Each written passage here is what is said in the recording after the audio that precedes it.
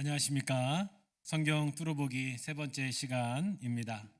지금까지 저희 성경 뚫어보기를 통해서 이 사복음서에 특히 공간복음서를 통해 복음이란 무엇인가 또 예수님이란 누구신가의 말씀을 통해서 이 복음서의 의미, 예수 그리스도의 탄생과 성장 그리고 공생애 전까지 세례 받으심과 시험 받으심에 대한 이야기를 나누었습니다. 오늘은 세 번째로 제자입니까? 라는 제목으로 함께 나누도록 하겠습니다. 오늘 이 제자라는 주제를 가지고 제목을 정할 때 참 많이 힘들었습니다. 제자란 누구입니까? 제자란 무엇입니까?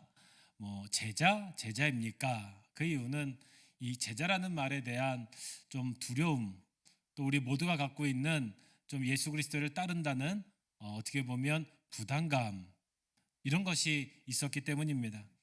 그래도 이 성경 뚫어보기를 통해서는 우리 함께 공부하는 여러분에게 좀 묻고 함께 고민했으면 좋겠습니다. 여러분, 제자입니까? 우리가 제자의 삶을 살고 있습니까? 아니면 정말로 내가 제자의 자격이 있습니까? 아니면 이 제자의 말을 피하고 싶으실 수도 있습니다. 하지만 오늘 이 성경 뚫어보기 세 번째 제자입니까를 통해서 우리가 예수 그리스도께서 제자를 부르신 그 목적과 그 길을 통해 우리도 다시 한번 예수 그리스도를 따르는 제자의 삶을 한번 배워보도록 하겠습니다. 먼저 예수님을 따른다는 것은 어떤 의미일까? 우리가 신앙생활을 하고 예배를 드리고 기도를 하고 찬양을 하고 하나님께 헌신을 합니다. 그것이 예수님을 따른다는 것의 전부일까? 사실 신앙생활을 하는 것과 예수님을 따른다고 하는 것이 똑같지만은 않은 것 같습니다.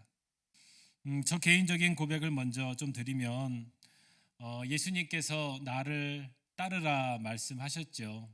제가 신학교 시절에 좀 그 말이 굉장히 부담이었고 힘들었던 시간이 있었습니다. 제 주위에는 너무나 소명의 또 하나님의 제자의 사명이 뜨거운 친구들이 참 많았어요. 정말로 하나님의 사명에 불타오르는 목회자의 길을 가기 위해서 정말로 학창시절 모두를 다 헌신하고 기도하고 지금도 뜨거운 마음으로 하나님에 대한 그 구령의 열정을 있는 친구들을 또 동기 목사님들 선배님을 보면서 사실 저 개인적으로 굉장히 좀 위축됐던 경험이 있습니다. 저는 막 그렇게 뜨겁게 시작을 어떤 사명을 감당하겠다 이런 마음은 좀 없었던 것 같습니다.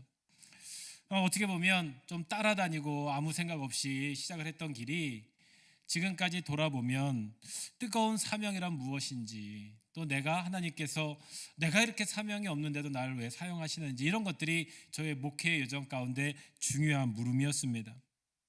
그러면서 지금 어느 정도 마음속에 정리하고 있는 것은 뭐냐면 이 사명이라고 하는 것이 내가 좋아서 할 수도 있지만 때로는 하나님께 이끌려서도 할 수 있겠구나. 그리고 그것 또한 하나님의 준비의 기간이겠구나. 이런 생각을 하고 있습니다. 그러면서 여전히 부족하지만 하나님께서 나를 사용하시는 이 현장, 나의 교회, 우리의 공동체, 우리의 가정이 가장 행복하고 평안함을 요새 느끼고 있습니다. 그것은 하나님께서 나를 사용하시는 이 방법, 또 나를 훈련시키는 과정이었구나. 이제는 이곳에서 하나님의 일을 감당하는 것이 얼마나 복되고 축복된 것이구나를 고백하게 됩니다.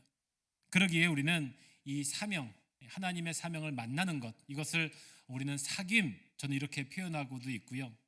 그리고 이 하나님의 사명은 인간으로서의 사명도 있습니다. 우리가 살면서 아버지로서, 어머니로서, 또 사회의 구성원으로서, 직장인으로서, 성도의 직분자로서 내가 이 인간사를 살면서 맞아야 될 책임이 있습니다. 그걸 인간으로의 사명이 있고요. 또 하나는 하나님의 사명, 이게 제자로서의 사명이 다 있다는 것입니다. 이것이 같으면서도 조금 다릅니다. 이 제자의 사명은 뭐냐면 내가 아버지로서의 어머니로서의 사명이 있지만 하나님의 자녀로서의 사명이 있습니다. 하나님의 자녀로서 아버지의 사명을 감당하면 그것은 제자로서의 사명이 될 수도 있고요. 하나님의 자녀로서 이 사회의 구성원의 사명을 감당하면 그것은 하나님의 사명이 될 수 있습니다. 제자로서의 사명이 될 수 있다는 것입니다. 그걸 위해서 예수님께서 가장 처음에 하신 일이 바로 제자를 부르셨던 일입니다. 왜 예수님께서 제자를 부르셨을까? 아마 그것은 네가 대신하라. 이제 예수 그리스도의 그 삶과 가르침을 통해서 네가 대신 내가 했던 것처럼 이 세상을 살아라. 이 세상에 선포하라. 이 세상에 가르치라. 이 세상에 병을 고치라. 오늘 이 말씀을 통해서 우리가 제자입니까? 이 말씀으로 함께 은혜 받는 또 성경 공부의 시간이 되시길 바랍니다. 이제 드디어 예수님께서 때가 되셔서 공생애의 삶이 시작이 되셨지요. 마가복음 1장 14절 15절에는 이걸 이렇게 증언하고 있습니다. 때가 찼고 요한이 잡힌 후 예수께서 갈릴리에 오셔서 하나님의 복음을 전파하니 이르시되 때가 찼고 하나님의 나라가 가까이 왔으니 회개하고 복음을 믿어라 하시더라.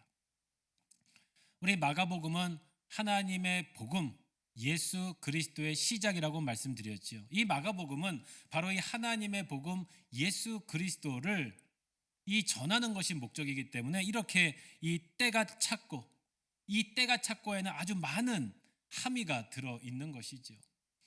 세례를 받으시고 세례 요한이 나시고 또 그의 성장 과정, 이제는 무엇인가 하나님의 준비된 때가 됐다는 것입니다. 그런데 하나님의 나라가 가까이 왔고, 이 때가 찼을 때 우리가 해야 될 것은 뭐냐? 회개하는 것이고 복음을 믿는 것이다. 이게 예수 그리스도의 복음의 시작의 선언인 것입니다. 그래서 예수님께서 드디어 때가 찼다, 이제 무엇인가 시작이 된다. 근데 첫 번째 하신 일이 바로 나를 따라오너라, 제자를 부르셨던 것입니다. 물론 그 전에도 많은 말씀이 있었고 가르침은 있었고 뭐 여러 가지 기적의 사건도 있었지만 큰 틀에서 보면 예수님은 지금 제자를 찾고 다니십니다. 왜? 이제 그들이 중요하기 때문에, 이제 그들을 통해서 자신의 일을 이 지금까지 저 미래의 소망까지 해야 되기 때문에. 마가복음 1장 16절에 20절에는 이걸 좀 함축적으로 기록되어 있지요. 제가 한번 읽어보겠습니다. 갈릴리 해변으로 지나가시다가 시몬과 그 형제 안드레가 바다에 금을 던지는 것을 보시니 그들은 어부라. 예수께서 이르시되 나를 따라오너라, 내가 너희로 사람을 낚는 어부가 되게 하리라 하시니 곧 그물을 버려두고 따르니라.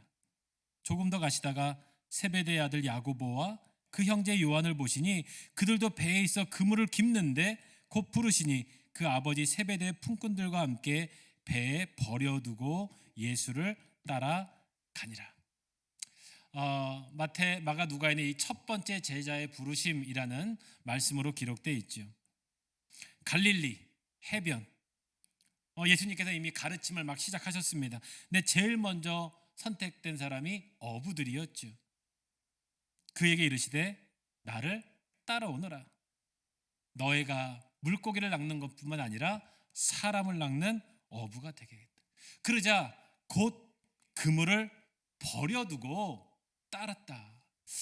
저는 이 말씀이 좀 이렇게 두려운 말이었어요. 아마 여러분도 그렇게 느끼실 수 있습니다.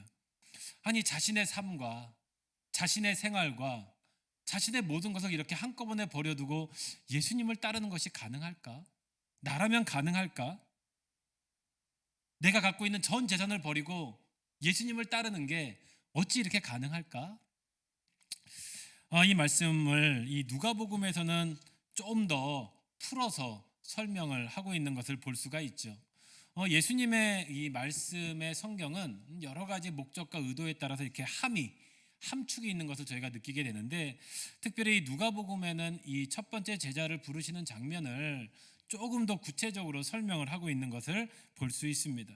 누가복음 5장 3절부터의 말씀을 제가 좀 읽어보도록 하겠습니다. 예수께서 한 배에 오르시니, 이 갈릴리 해변가였죠. 그 배가 시몬의 배라. 시몬은 베드로의 원래 이름이죠. 그 배가 베드로의 배였다는 거예요. 그러니까 예수님께서 이 베드로가 이 어부인데 자신의 배, 그 배를 빌렸다는 것이죠. 그래서 육지에서 조금 떼기를 청하셨어요. 이제 배에 자기가 오른 거죠. 그러니까 베드로의 배를 렌트하신 거예요. 지금 그게 딱 맞습니다. 베드로야, 네 배를 좀 빌려줘라. 그리고 이렇게 좀 이동해줘라. 그리고 나서 무리를 가르치셨다. 예. 그리고 이어서 4절에 말씀을 마치시고, 저는 이것을 굉장히 중요하게 봅니다. 그럼 무엇을 가르치셨을까?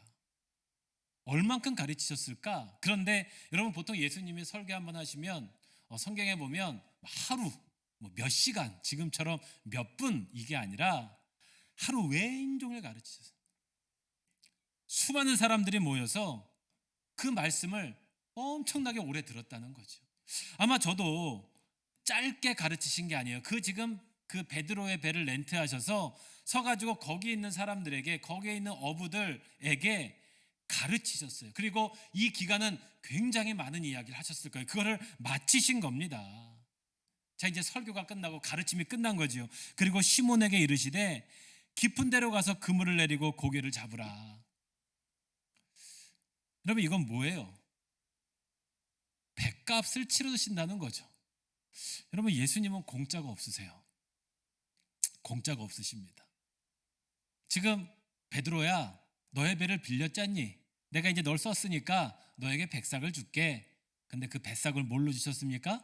말씀으로 주셨어요. 근데 여기서 한 가지 더 기억할 것. 베드로가 예수님께 배를 빌려드렸어요. 그럼 베드로는 어디에 앉아 있었을까요? 아마 예수님 바로 옆에 앉아 있었겠죠. 자기의 배니까, 그 배를 움직여야 되니까 바로 예수님 가장 가까운 곳에서 들었던 인물이 시몬 베드로였던 것입니다. 그러니까 5절에 시몬이 대답하여 이르되 선생님, 이때까지는 랍비예요. 선생님, 그냥 랍비, 우리들이 밤이 새도록 수고하였으니 잠은 것이 없지만은 말씀에 의지하여 내가 그물을 내리리이다 하고. 여러분, 이 어부의 전문가, 바다의 전문가는 베드로죠.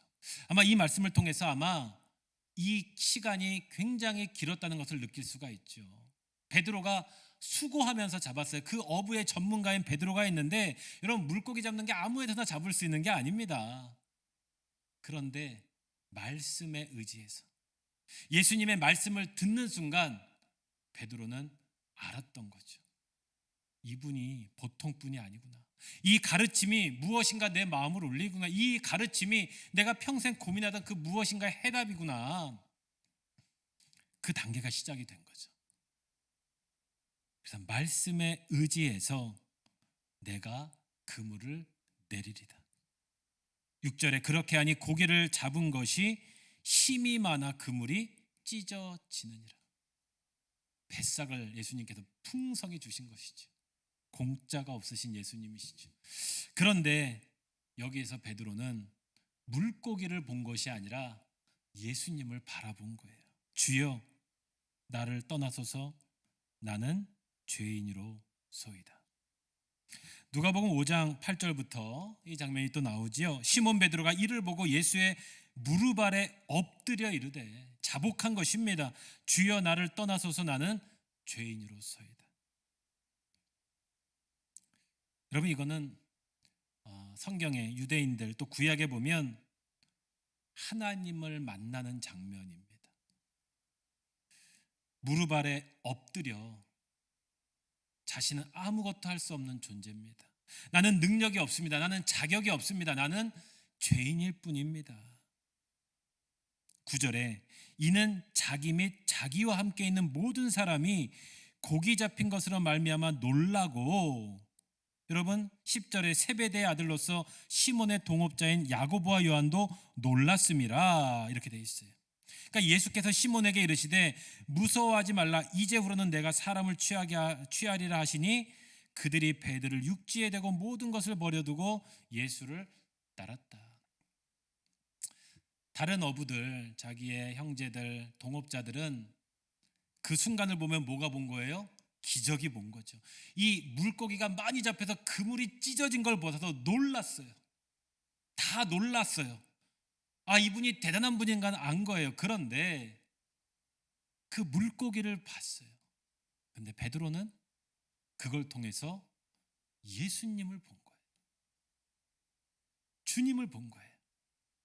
그래서 고백이 바뀐 겁니다. 이제 선생님이 아니에요. 주님, 퀴리오스, 나의 구세주님, 메시아요, 나를 살릴 주님. 여러분, 왜 베드로가 수석 제자인지가 여기 나와 있죠. 무식하고 힘만 세고 감정이 앞섰다, 이것은 전부가 아닙니다. 베드로는 예수님을 봤던 거예요. 누구보다도 말씀을 들었고 예수님을 본 거예요. 그랬기에 주님, 나를 떠나소서, 나는 죄인입니다. 여러분, 이건 굉장한 신앙 고백이지요. 무자격자 의식. 나는 아무것도 할 수 없습니다. 여러분은, 베드로는 이런 준비가 돼 있었던 제자였던 것입니다. 여러분, 예수님께서는 이런 제자들을 찾으셨지요.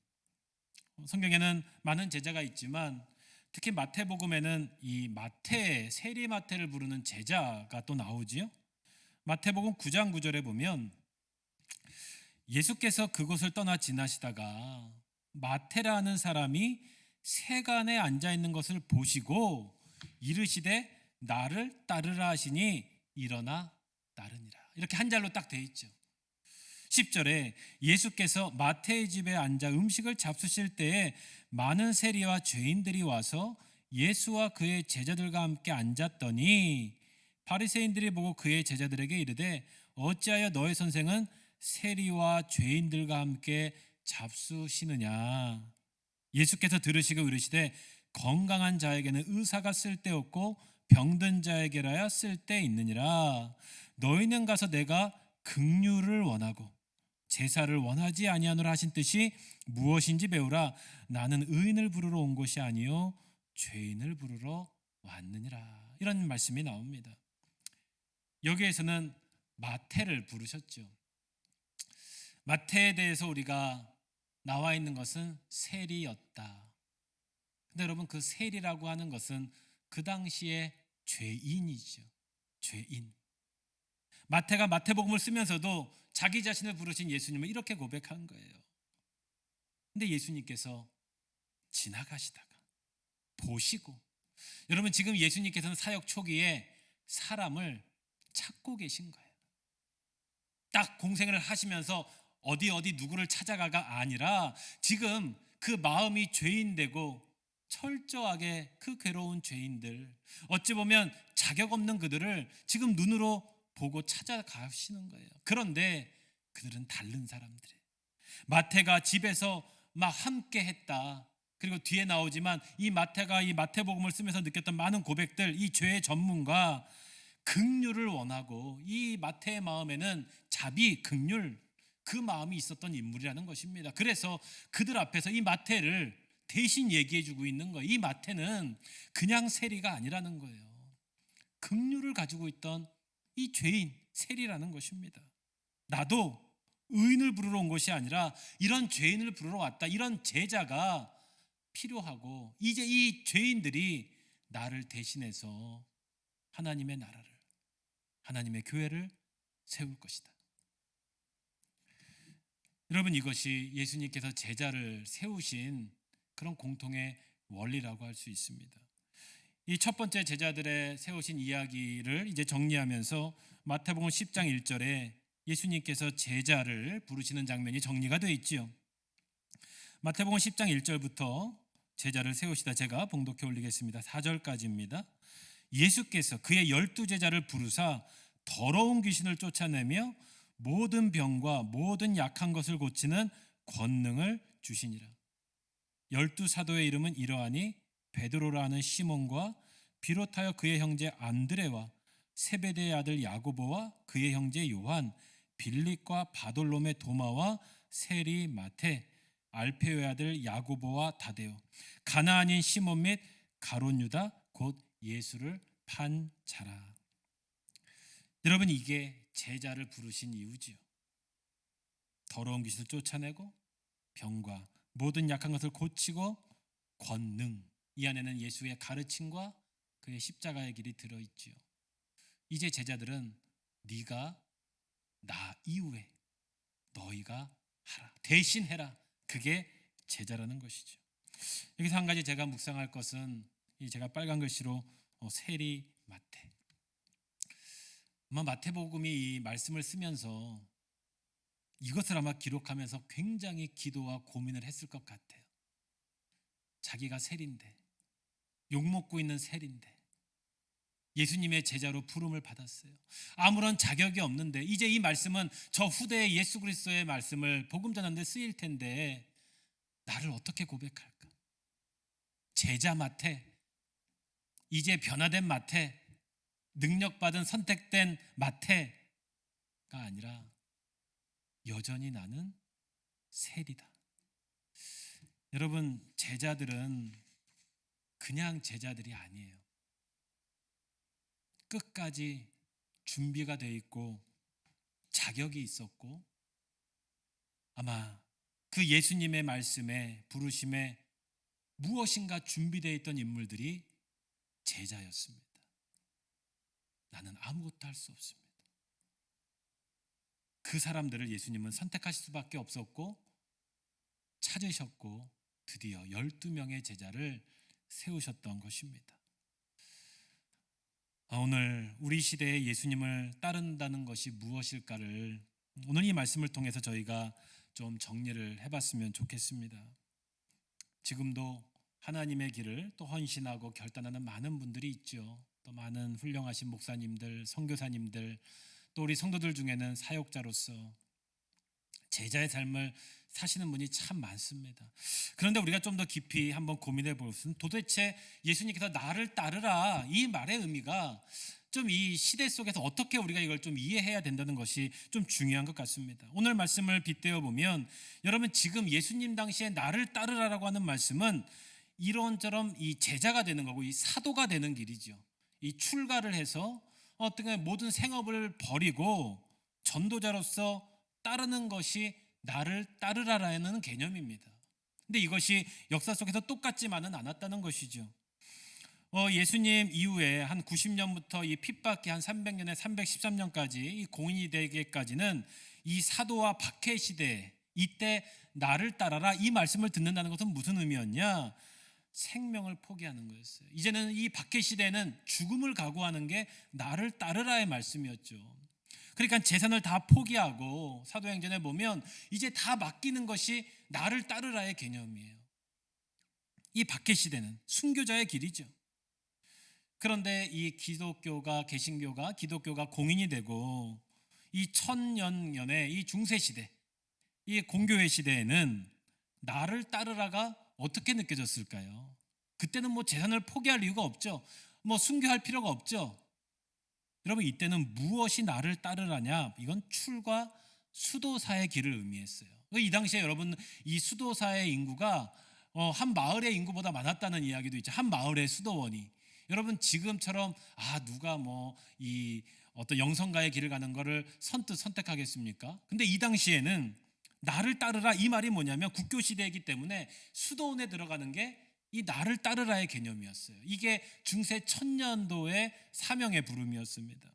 그래서 이 종교개혁 이후에 2000년까지 한 500년 지금 선교 시대에 지금은 나를 따르라가 여러분 어떻게 이해가 됐을까요? 이것은 뭐냐면 영혼 구원이었어요. 이 종교개혁 이후에는 선교, 특히 이 근대기에 이르러서는 미시오데이 하나님 나라의 선교 개념도 이때 생긴 것입니다. 이제 이 근대 시대에는 나를 따르라 그러면 복음을 전하는 게 중심이었습니다. 이제 땅끝까지 이르러 하나님 나라를 전도하는, 그래서 우리나라도 7, 80년대, 90년대 지금까지 이 세계 선교에 대한 사명이 중심이 되었던 것이죠. 이것이 나를 따르라의 시대적인 의미라고 할 수 있습니다. 근데 여기서 우리가 한 가지 지금 기억해야 될 건 뭐냐면 이 지금까지도 이 나를 따르라라고 하는 이 사명이 약간 변질되는 시대를 살아왔다는 것입니다. 여기서 변질은 잘못됐다는 것이 아니라 이게 섞인다는 거죠. 왜냐하면 지금은 이제는 인간 중심의 시대가 됐어요. 그러니까 문화라고 하는 것이 이 우리가 어찌할 수 없는 이 세상의 변혁이 있죠. 이때 제자의 삶이란 건 형태가 바뀐다는 것입니다. 그런데 이 근대 이 최근에 와서는 인간 중심, 이 유토피아라고 하는 생각이 인간이 할 수 있다는 생각이 아주 편만에 있습니다. 그러다 보니까 이 나를 따르라가 예수 그리스도의 나가 아니라 나를 따르라, 이렇게 우리가 배우고 있는 거예요. 그게 교육이죠, 교육. 우리는 인간의 능력을 키우고 이 과학이 발전하고 이 4차 혁명에 이르는 시대에 보면서 우리는 본능적으로 나를 따르라 그러면 자기 자신을 따르는 이런 습속이 우리 안에 들어왔던 것입니다. 여러분, 지금 시대는 이런 것들이 막 섞여 있는 때예요. 그러면서 이제 2000년도가 지나면서 세상이 급변하기 시작했죠. 포스트 모더니즘. 이제는 모든 것을 다시 물어보는 시대예요. 다원주의, 해체주의, 다양성. 최근에는 이 노동의 종말. 이제는 많은 학자들이 이제는 예측 불확실한 시대다. 이런 시대에 도대체 예수님을 따르는 게 뭘까? 여러분, 지금은 이 코로나로 인해 얼마나 힘들어요. 이제는 어찌 세상이 변할지 몰라요. 사실 이것은 갑자기 찾아온 게 아니죠. 얼마 전에는 사스, 메르스, 이 사람과 동물의 이런 문제들, 환경 문제, 이런 것들이 옛날부터 있었어요. 그때 우리가 뭘 했냐? 준비하지 않았다는 거죠. 이런 시대가 올지를 다 알고 있었는데 무관심했다는 것입니다. 결국 여러분, 지금 시대의 방법은 뭐냐? 다시 돌아와야 된다는 거예요. 다시 우리가 잘못된 것을 준비해야 된다는 거예요. 어디로 돌아가야 되냐? 성경으로, 하나님께로 돌아가는 방법밖에 없다는 것입니다. 여러분, 우리가 할 수 없을 때는, 탕자처럼 모든 걸 다 잃었을 때는 아버지의 집으로 돌아갈 수 있는 방법밖에 없어요. 지금이 그런 시대라는 것입니다. 지금의 제자의 의미는 아버지의 길로 돌아갈 길을 열어줘야 하는 게 제자들의 사명이라는 거예요. 나를 따르라의 말씀이라는 것입니다. 그 하나님께 돌아올 수 있도록 선포하는 것, 하나님의 길로 돌아올 수 있도록 교회가 길을 열어주는 것, 탕자들이 방황하지 않고 하나님께 돌아올 수 있도록 해주는 것, 여러분, 이게 제자의 사명이고 우리의 생각의 전환이라는 것이죠. 그래서 우리는 주님께서 오실 길을 준비하는 사명의 시대라고 저는 믿습니다. 이제 예수님을 따른다는 개념이 바뀌고 있고요, 바꿔야 됩니다. 이제는 하나님 나라의 삶을 이 땅에 어떻게 실천해야 되는가? 어떻게 이 잘못되는 이 세상에 그냥 영혼 구원을 넘어서 어떻게 이들을 함께 살려야 되는가? 이 하나님의 말씀을 어떻게 이 해석된 율법으로 여러분 그들을 돌아올 수 있게 해야 되는가? 여러분, 지금은 혼자 사는 시대가 아니에요. 이제는 함께 죽는 시대가 됐어요. 그래서 이 하나님의 이 공동체의 회복이 지금은 가장 중요한 나를 따르라의 예수님의 사명인 줄 믿습니다. 지금의 제자들은요, 우리들은요, 하나님의 말씀을 먹이고 실천케 하고, 이제는 옛날처럼 오염, 절약해야 되고요, 바로 써야 되고요, 또 생각도 바르게 가져야 되고요, 우리의 가정도 회복돼야 되고요, 우리의 정의가 살아나야 되고요, 우리가 모범을 보여줘야 되고요, 자발적으로 불편할 수 있어야 되고요. 여러분, 이 방법이 정말로 필요한 제자의 삶임을 믿습니다. 하나님의 방법, 다시 성경으로 돌아와서 하나님의 방법이 뭐냐, 다시 하나님의 십계명을 보면서 우리가 회복해야 될 것이 무엇인가, 그리고 우리가 할 수 있는 일을 하는 것, 그러면 나머지는 하나님께서 해주시는 거죠. 지금 예수님께서 그런 제자를 부르신 거예요. 그 시대 속에서도 제자들은 그 시대의 문제를 철저히 고민했던 사람들입니다. 그냥 낮은 자, 힘없는 자, 말 잘 듣는 자를 뽑은 게 아니에요. 그 시대에 고민하고 그 시대를 위해서 기도했던 사람, 그 시대에 참이 뭐고 진리가 문제를 고민했던 그들이 이 12명의 제자였던 것입니다. 이제 우리 시대의 예수님을 따른다는 것, 성경으로 하나님께 돌아가자. 우리가 이제 주님께 오실 길을 준비하는 저와 여러분이 되어야 할 줄 믿습니다. 이제 예수님께서 이제 제자를 부르시고 수많은 무리가 따르니라. 마태복음 4장의 말씀을 봉독해 드리겠습니다. 예수께서 온 갈릴리에 두루 다니사 그들의 회당에서 가르치시며 천국 복음을 전파하시며 백성 중에 모든 병과 모든 약한 것을 고치시니 그의 소문이 온 수리아에 퍼진지라. 사람들이 모든 앓는 자, 곧 각종 병에 걸려서 고통당하는 자, 귀신 들린 자, 간질하는 자, 중풍병자를 데려오니 그들을 고치시더라. 갈릴리와 데가볼리와 예루살렘과 유대와 유단강 건너편에서 수많은 무리가 따르니라. 여러분, 지금도 이 일은 일어납니다. 지금이 이 일이 우리가 해야 될 제자의 사명임을 믿습니다. 하나님께 돌아오고 주님의 그 길을 준비하고 불러오는 이 제자의 사명, 이제 이 제자의 사명을 우리 하나님의 천국 복음 또 치유 말씀을 통해서 앞으로 배워가고, 오늘은 여러분, 우리가 제자입니까? 다시 한번 우리의 믿음을 점검하고 이제는 나를 따르라의 이 시대적인 사명이 무엇인지를 고백하며 나아가는 우리 온 가족분들, 또 함께 말씀을 묵상하는 여러분 되시기를 주님의 이름으로 축원하면서 성경 공부를 마치도록 하겠습니다. 감사합니다.